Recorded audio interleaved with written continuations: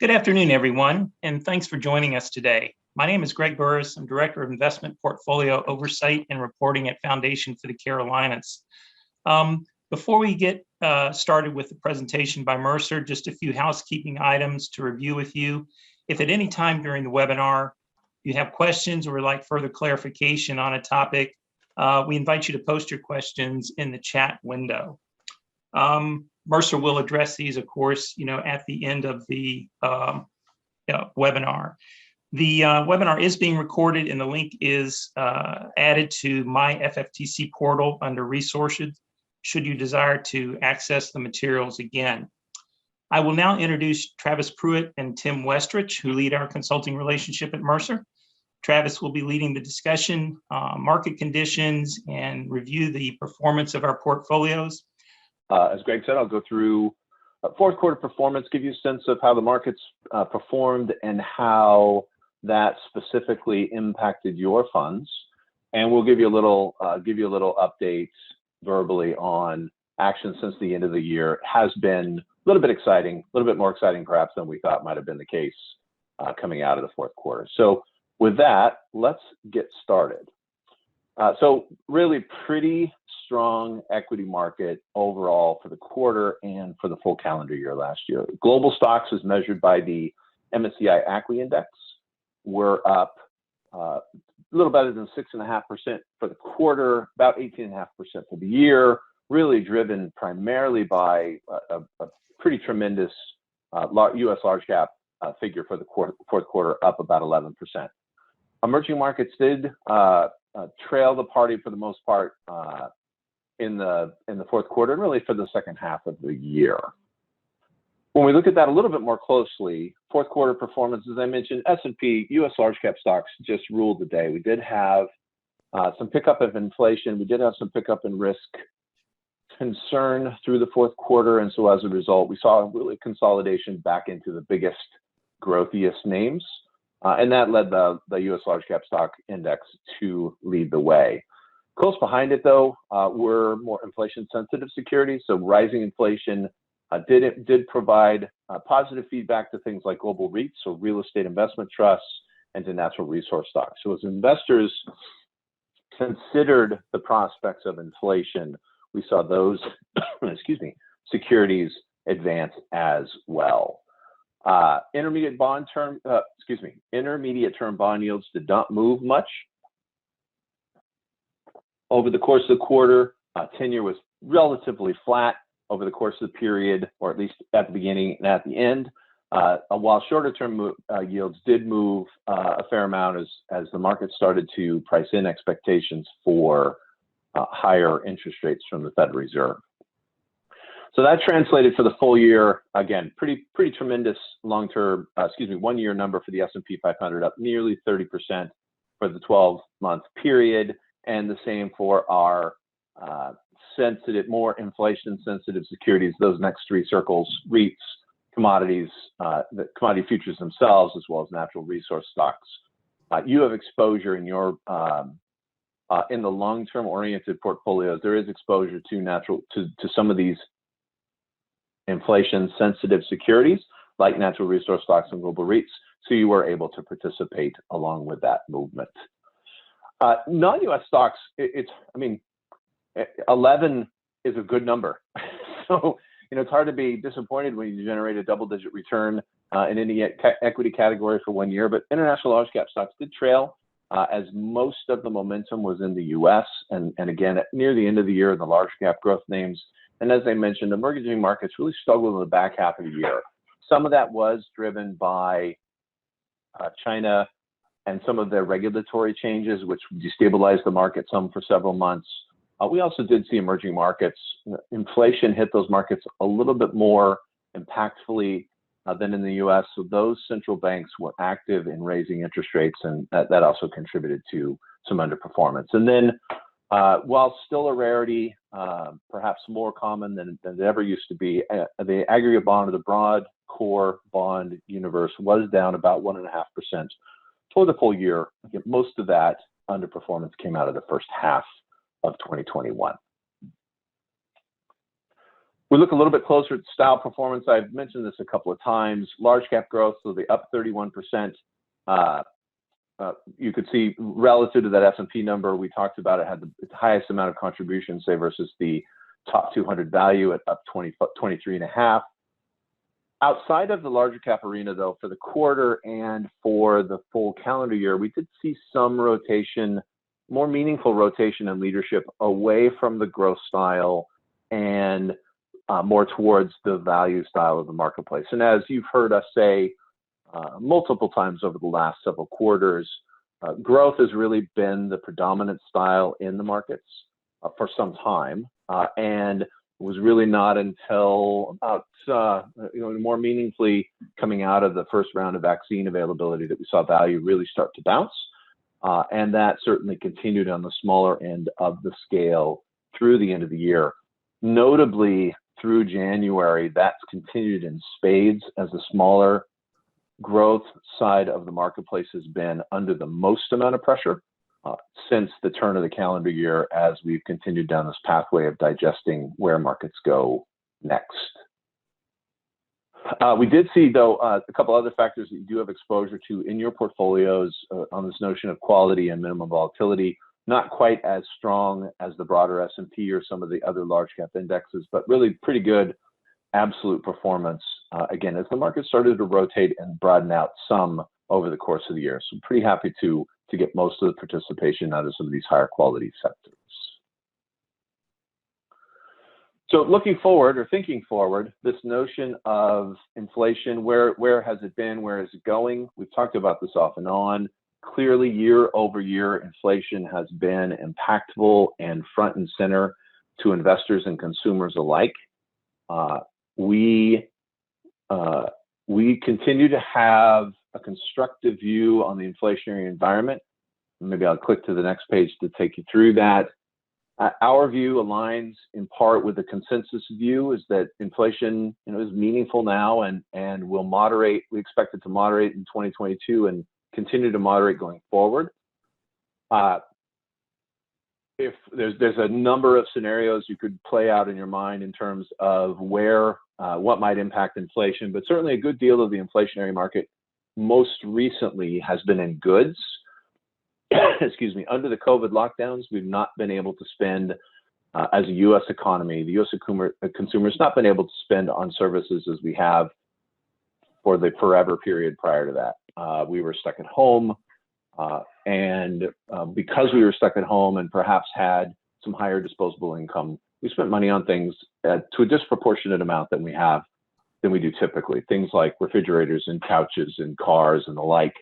At the same time, those types of goods also became a little bit more scarce given some supply chain issues. So as the world continues to hopefully, knock on wood, open back up from the pandemic levels, our expectation is that spending will shift and it will move from more of the goods-oriented positioning and back into services. And so there you could see inflation shift, if not fall, perhaps. If not fall off a cliff or fall dramatically, you could certainly see inflation shift as to where in the marketplace we see inflation. But we do think that as the market digests that, we do expect inflation to come down. You will notice that these consensus estimates for inflation are also a bit above where we have been for the last 30 years. And so while we do expect inflation to moderate, we're not calling necessarily for it to fall all the way back to 30-year notions. Part of that is because there has been some wage growth, predominantly at the lower income levels, but there has been some wage growth. And to the extent that this spike up is just a spike up and it tables off, then perhaps inflation remains under control. If this move higher continues to move higher, then that's something we have to watch and be aware of. Certainly in previous times of inflation inside the U.S., extended wage gains have been key to that. They are, if you've raised the price of a refrigerator, it's very easy for you to reduce the price of a refrigerator, all things being equal. But once you've raised wages, it is hard to take those back. And so it's important for us to keep an eye on where the trajectory of this line goes and to think about that in terms of long-term portfolios. But as of now, we think there will be some inflation pressures, and as a result, that leads us to maintain some of the positions that we've had on coming into this point in time. So that's our quick recap on the fourth quarter. I'll get into the building blocks performance, talk about the standard pools, and I'll loop in some additional comments on current markets here as we move forward. So building block performance, as you know, we use a collection of multi-manager portfolios to deliver against the standard pools, which we'll look at for a minute, in a minute. In the fourth quarter, really pretty solid. You know, this follows the theme of what we talked about on the general markets. Absolute returns for the quarter, most dominant at the top of the page with the U.S. equity portfolio, and also a nice little premium for the quarter versus our Russell 3000 index. That was driven in large part by our large cap allocation, meaningful large cap allocation in that portfolio, as well as really pretty good active management in small mid in a period where it was tough to own small and mid-sized stocks. So good, just overall implementation in that portfolio helped drive the fourth quarter.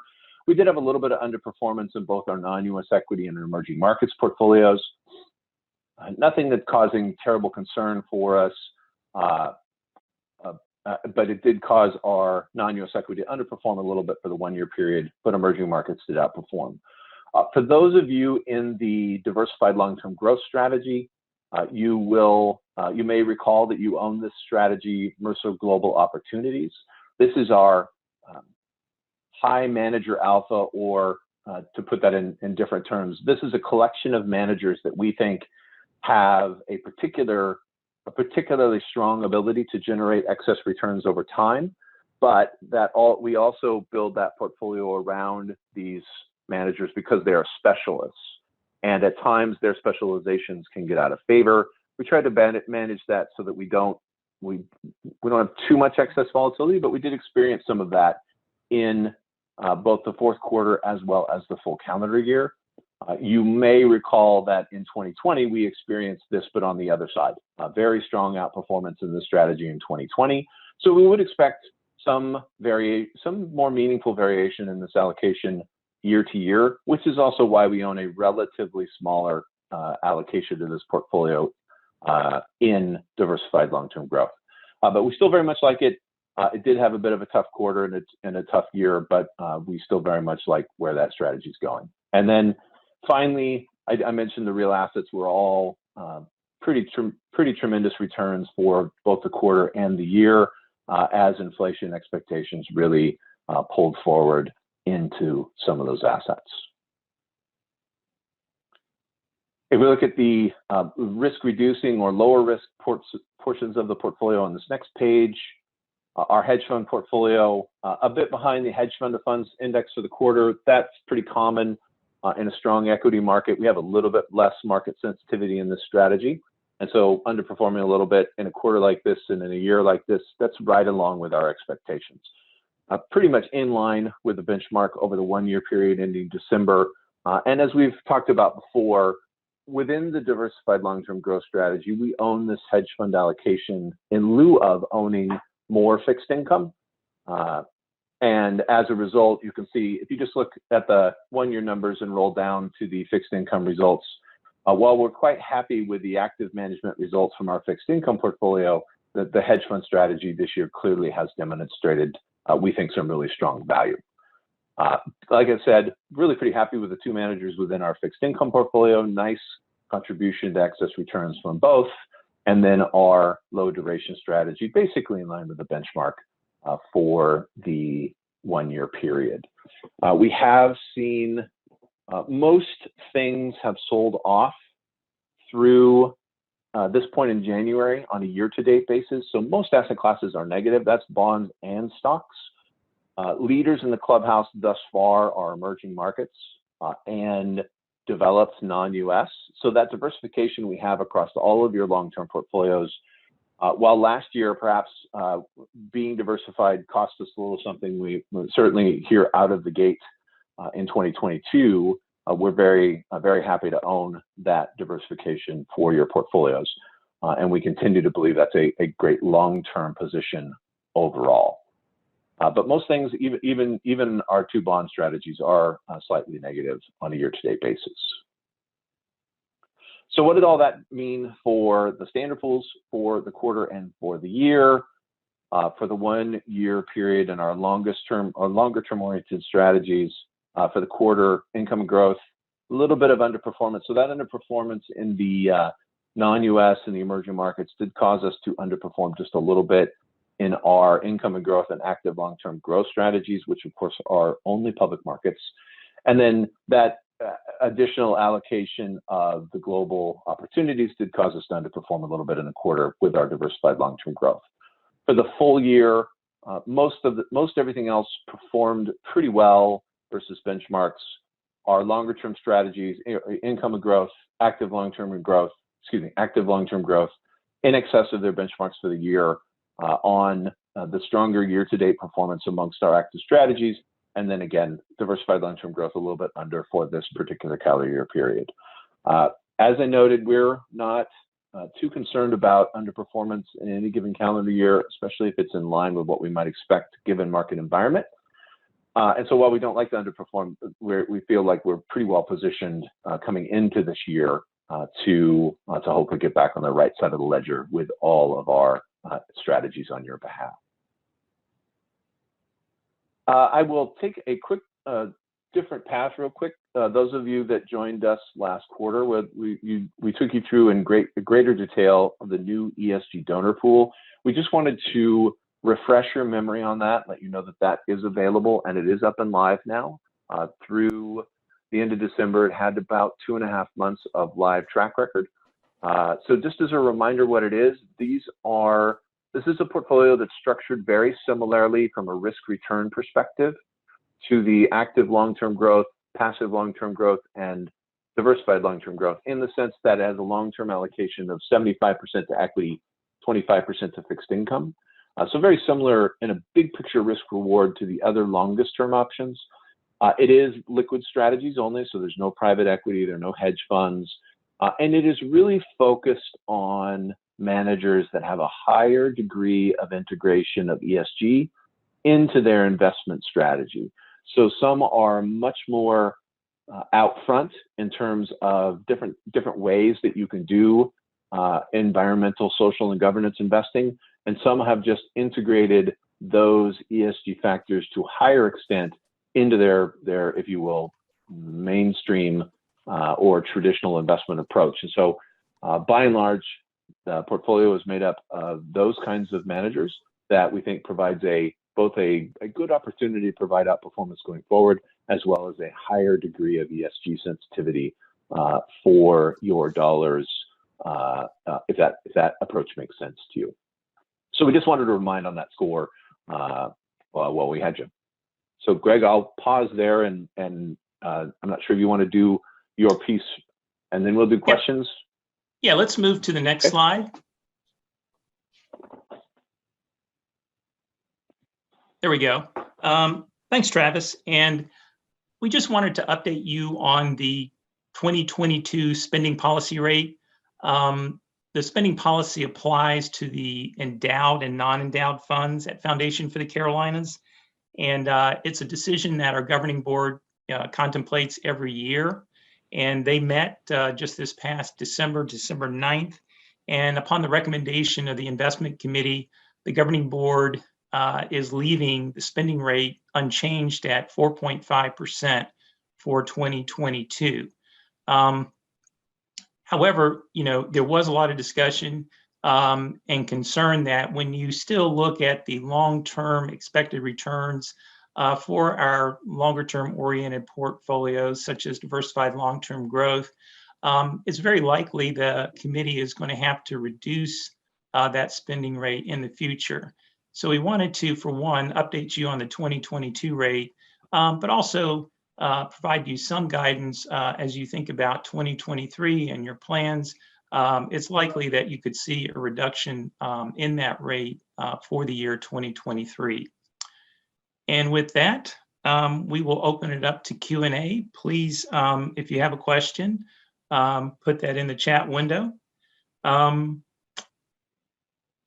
for starters here, Travis and Tim, I guess in terms of the number of rate increases you're expecting to see from the Fed versus what the market is seeing, does Mercer have a different view on that? So I think we believe that 4 interest rate increases are priced in at this point. I don't think we have we see enough market evidence to not have a different view at this point. Whether the Fed starts raising in March or sometime thereafter is maybe up for a little bit of debate. The QE program itself the quantitative easing program, that is the program where the Fed buys bonds in the open market, that program is slated to end. The buying portion of that is slated to end at the end of March. So it isn't clear whether the Fed will also back that up with a short-term rate increase. I think there is some market data that suggests that they will move in March.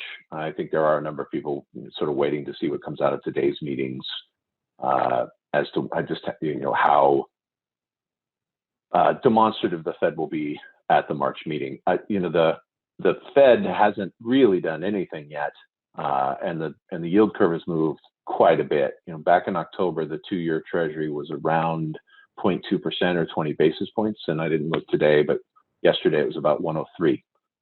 So the market has definitely priced in change in shape at the short end of the curve, and I think that's likely. Tim, I don't know if you'd add anything to that.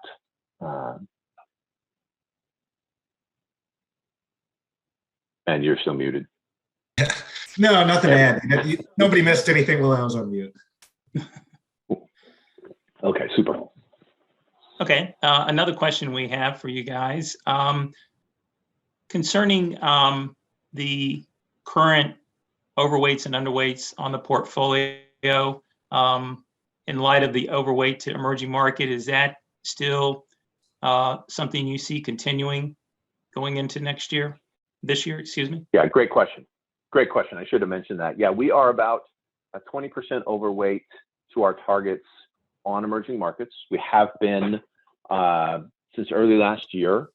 So if we have a long-term target of 10, that means we're at 12. So at the margin, it's meaningful, but not so much that we're betting the farm. We do continue to believe that's a great position, or that's a position we want to maintain, and perhaps even more so now that we've had this blow-off consolidation at the end of 2021. We think a couple of things continue to make this overweight attractive. First, as has been the case for some time, valuations of emerging markets are much better than they are in the U.S. U.S. stock market is quite expensive, so from a valuation perspective, and under our notion that forward-looking returns are impacted by what valuation you pay on the way in, we do think that emerging markets continue to be attractive there. Emerging markets, as I mentioned earlier too, are also a bit ahead on their rate cycles. And so to some extent, there is some expectation that perhaps they get to normalization faster and their economies continue to recover, on that path, with just a little bit ahead of us on that score. So Tim, I don't know if you'd add anything to that. Yeah, I mean, I would just echo all those points. I mean, there's a number of factors working in the favor of emerging markets, and we've seen that so far in the first couple of weeks of January. Yeah. It did not help us clearly in 2021, as you saw those numbers, broadly speaking. But our dynamic overweights and underweights like these are 2 to 4 year payoffs. These are not really designed to be, to pay off in a matter of months. Certainly they could, but our expectation is that they're really positions that will play out over 2 to 4 years. Okay. Last question that we have, in light of, the difficult start to the year 2022, has Mercer changed their outlook in terms of where, perhaps the S&P 500 may end up by the end of the year?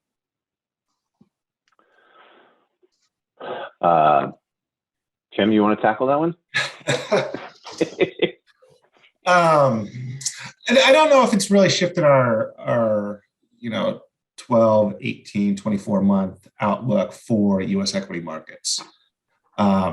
Because some of this is just kind of repricing of interest rate expectations, and it's largely impacted some of the largest cap tech stocks that had done really well. So I don't know if there's a change in our view on US equity, S&P 500 being US large cap. I think the one thing that has changed over the last week or two that we've had, more and more discussion on internally is just making sure that we have, dry powder available. If the market continues to sell off, if we see dips and volatility in the S&P 500, is having that low duration fixed income or having cash available to buy back in. Because, ultimately we think, the S&P 500 is on solid ground. It will probably finish out in line with expectations. We don't expect another, 28.7% return, but, mid to high single digits, I think is reasonable. So, we're only 4 weeks into the year, and to get to that by the end of 2022, I think is still reasonable. But if we can add to that position along the way, I think that makes sense. Okay, great. And I would just add to that, we do have a little bit of cash, and we do have an overweight allocation to our short duration portfolio. So we do have that dry powder available to rebalance. So we have not rebalanced yet here in January. Been patient as the markets are off and the markets try and find their footing. We'll be looking at that more closely the rest of this week and into next week as to whether we start to put some of that capital back to work. I would suggest we won't step all the way back into our targets or to meaningfully higher levels, but I think we will start to put some of that cash and fixed income allocation start to, as Tim noted, to start to build back into some of those positions as we take advantage of these much cheaper prices. Okay, very good. Well, we have no more questions. So thanks again, Tim and Travis, for being with us today and leading the discussion. And certainly thanks to everyone who joined us here on the call. We hope you found it informational. And just a reminder, we will be posting this to our website as soon as practical. So thanks once again, and hope the rest of your week goes well. Thanks a lot. Take care. Thanks, everyone. Take care.